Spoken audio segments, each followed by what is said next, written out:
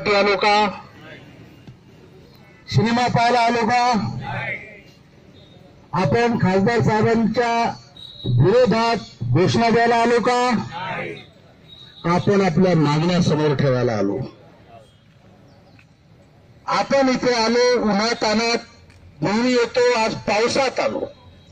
सगळ्या प्रकारचे मौसम पाहून आपलं वय झालं आणि सगळ्या प्रकारचे मौसम पाहून आंदोलनं झाली. तरीही आपल्या प्रयत्नाला अजून ईश्वराने पाहिजे तसं यश दिलं नाही. कारण ईश्वराच्या आपल्या मधात जे बसले ते एक खासदार मंडळी आहे. ती कोणत्याही पक्षाची असो, ती कोणत्याही धर्माची असो, ती कोणत्याही जातीची असो, त्या सगळ्यांची पेन्शन 2 मिनिटात वाढली का नाही? डबल झाली का नाही? आपण 35 वर्ष संशोधन केलं, आपली पेन्शन एका पैशाने तरी वाढली का? मग हे आपण त्यांना सांगायला आलो की भाऊ, माईच्यान तुमची पेन्शन कशी वाढते आणि आमची काऊन वाढत नाही, याच्यावर काहीतरी तोडगा काढा. बरोबर आहे की नाही? आपण दिल्लीला आंदोलनं केली, आपण जागोजागी आंदोलनं केली, गल्लीत आंदोलनं केली. आपली लोक म्हातारी आहेत, वृद्ध लोक आहेत, असहाय आहेत, तेव्हा पैसा असतो नसतो, रोगराई असते, शरीराला बरेच रोग लागलेले आहेत. अशा परिस्थितीत तुम्हाला इथे यायला कोणी पैसा दिला का?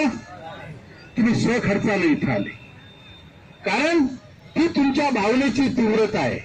जे आले नाही त्यांना यावसं वाटत नसेल का? 100% वाटतं. परिस्थिती नसते, आरोग्य नसतं, वय नसतं. या सगळ्याची दखल आज खासदार साहेबांनी घ्यायलाच पाहिजे. हे आंदोलन की आपण बुलढाण्याचे म्हणून फक्त बुलढाण्याच्या खासदाराच्या विरुद्ध आहे का? हे आंदोलन देशातल्या प्रत्येक खासदाराच्या असंवेदनशीलतेच्या विरुद्ध आहे. मला तुम्ही सांगा, देशात राज्यात कारखाने कुणी काढले? नेते मंडळींनी काढले. बरोबर आहे की नाही? जमिनी कोणाच्या होत्या? शेतकऱ्यांच्या होत्या. कारखाने बंद कुणी पाडले? नेते मंडळींनी पाडले. बरोबर आहे की नाही? बरोबर आहे ना? बेकार कोण झाले? कामगार झाले. मग ज्यांनी कारखाने बंद पाडले त्यांच्या पेन्शन दुप्पट, आणि जे रस्त्यावर आले जमिनी गमावून त्यांना पेन्शन नाही. हा न्याय आहे का? न्याय का? मग या न्यायाच्या विरुद्ध, अन्यायाच्या विरुद्ध आपण न्याय मागायला आलेलो आहे. या देशामध्ये ज्येष्ठ नागरिकांची किंमत नाही, ती आपण प्रार्थना करून पाहिली, आपण लोटांगण आंदोलन करून पाहिले, आपण भिक्षा मागून पाहिली, आपण प्रत्येक गोष्ट जी आपल्या वयाला शोधतो ती करून पाहिली. आता काही गोष्टी आपल्याला स्पष्ट भाषेत विचाराव्या लागणार की नाही लागणार? लागणार की नाही लागणार? आपलाही जन्म एकदाच आहे. मरण्या अगोदर मरेपर्यंत आतापासून स्वाभिमानाने जगता यावं एवढी पेन्शन आपण मागतो, आणि सरकारच्या तिजोरीतून मागत नाही, आपण जमा केलेल्या पैशातून मागतो. बरोबर आहे की नाही? हा राजकारणाचा विषय अजिबात नाही, हा समाजकारणाचा विषय. आणि म्हणून मी खासदार साहेबांना इथे त्यांनी ऐकत असतील तर ठीक, नाही तर कुणी त्यांना सांगावं की माननीय आदरणीय बाळासाहेब ठाकरेंनी म्हटलं होतं 20% राजकारण आणि 80% समाजकारण. म्हटलं होतं की नाही? मग त्यांच्या पक्षाच्या असलेल्या खासदार साहेबांनी अवलोकन करावं, किती टक्के काय चालू आहे, किती टक्के राजकारण आहे, किती टक्के समाजकारण आहे. आणि जर तुम्हाला बाळासाहेबांच्या शब्दावर ठाम राहायचं असेल तर आमच्या या ज्येष्ठ नागरिकांचा प्रश्न तुम्ही संसदेत लावा, तुमच्या शिवसेनेच्या पद्धतीने लावा, ठोकशाहीने लावा, पण आमचा प्रश्न तुम्ही यावेळेस या पावसाळ्या अधिवेशनात लावा. आम्ही तुमचे आभार मानू, आम्ही तुम्हाला निवडून द्यायला मदत करू. पण जर भाऊ यावेळेस बी जमलं नाही तर आम्ही कुठल्याही तमा न बाळगता कोणाच्याही विरुद्ध प्रचार करायला मोकळे राहू की नाही राहू? प्रश्न व्यक्तीचा नाहीये. खासदार साहेब चांगले असतील, पर्सनली खूप चांगले आहेत, आपले बरेच मंडळी त्यांचे कार्यकर्ते आहेत, ते आपल्याविषयी देशभावना त्यांची नाही, आपलीही नाही. पण ज्याच्या पोटात नाही तो रडणार की नाही? आणि ज्याच्याकडे अधिकार देण्याचा त्याला द्यायला पाहिजे की नाही. जर आमचा प्रश्न तुम्ही मानला नाही तर मात्र आम्हाला तुमच्या विरुद्ध काम करावं लागेल, यात काही शंका नाही. आजचं हे आंदोलन फक्त आपल्या खासदार साहेबांच्या ऑफिस समोर होत नाहीये. हे पंजाबमध्येही होत आहे, हे तामिळनाडूतही होत आहे, हे वाराणसीला मोदी साहेबांच्या ऑफिस समोर सुद्धा होत आहे, हे आज दानवे साहेबांच्या राज्याचे बीजेपीचे अध्यक्ष त्यांच्या समोरही होत आहे, हे रायबरेलीला अमेठीला सुद्धा होत आहे. हे कुठल्याही पक्षाच्या कुठल्याही नेत्याच्या ऑफिस समोरचं आंदोलन आहे. त्यामुळे हे पर्सनली अंगाला लावून घेऊ नका. बरोबर आहे साहेब? त्यामुळे हे पर्सनली कोणी आपल्या अंगाला लावून घ्यायचं नाही. पण जर आम्हाला लावून घेतलं तर आम्ही बी काचकुई राहायच्या. आम्हाला कोणी अंगाला लावून घेऊ नका.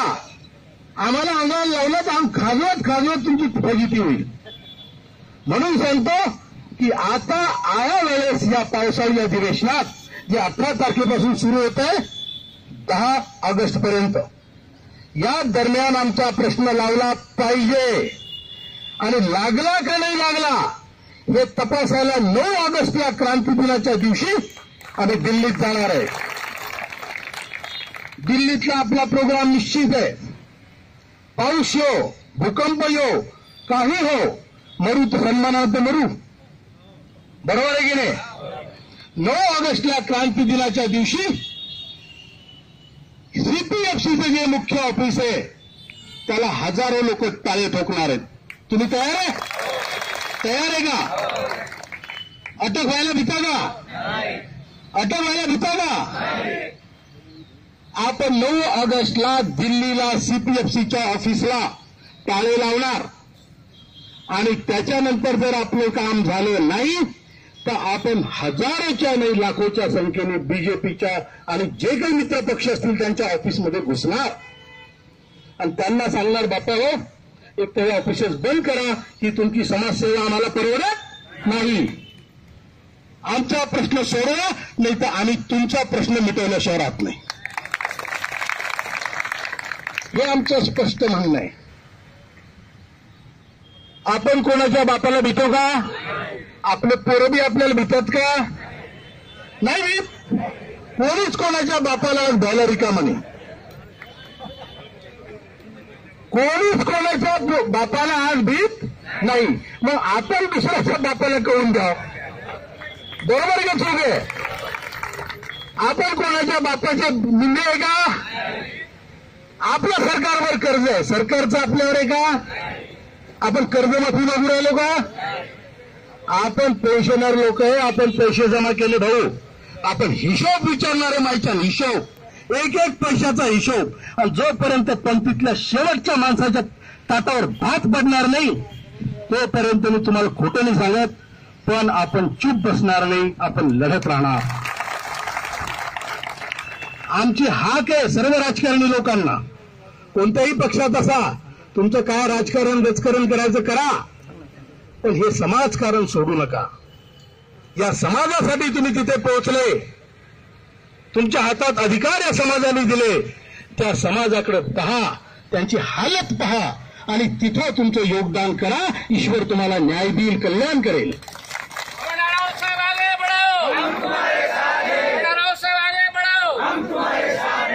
दुसरी गोष्ट स्पष्ट सांगतो, निवेदन घेतलं की बरं मी आता प्रश्न लावतो, मी लावला होता त्यावेळेस ते टीव्हीत नाही दिसलं, हे काही चालणार नाही. जर आमचा प्रश्न तिथे लावता येत नसेल तर त्या संसदेच्या विहिरीत जाऊन बसा. तुम्ही पुढच्या वेळेस आम्ही निवडून देतो तुम्हाला. बंद करा संसद आमच्यासाठी. बरोबर आहे का? ठीक आहे. दिसलं पाहिजे.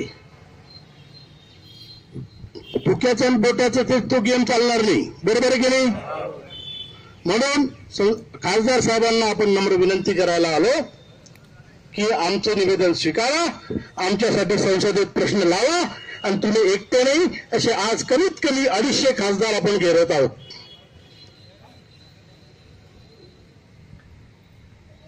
जालन्याची परिस्थिती सांगतो. दानवे साहेबांनी सकाळीच ऑफिसला सुट्टी जाहीर करून टाकली. सगळ्या ऑफिसला ताले कुलूप लावले, सगळ्या पीएला शिवेला सुट्टी देऊन टाकली आणि पोलिसाला सांगितलं भाऊ मी इथे नाहीच आंदोलन करू नका. तरी आपली मंडळी गेली. याच्यापेक्षा जास्त संख्या आहे. तुम्ही घाबरता हो खासदार साहेब? मग इतके कमी लोक कसे आपले? अरे मायबाप आहे खासदार आपले, त्याला घाबरायला पाहिजे का? त्याला घाबरायला पाहिजे का?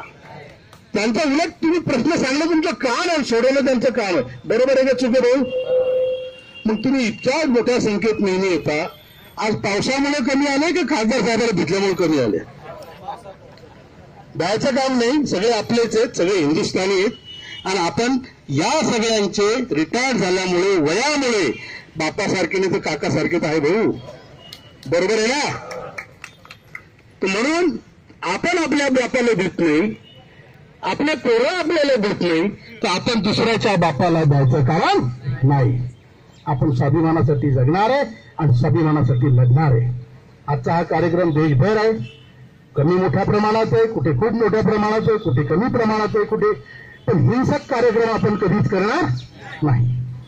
आता आपण सर्वजण खासदार साहेबांच्या ऑफिसवर जायचं, त्याला एक कस्टमरी घेराव घालायचा आणि त्यांना निवेदन द्यायचं.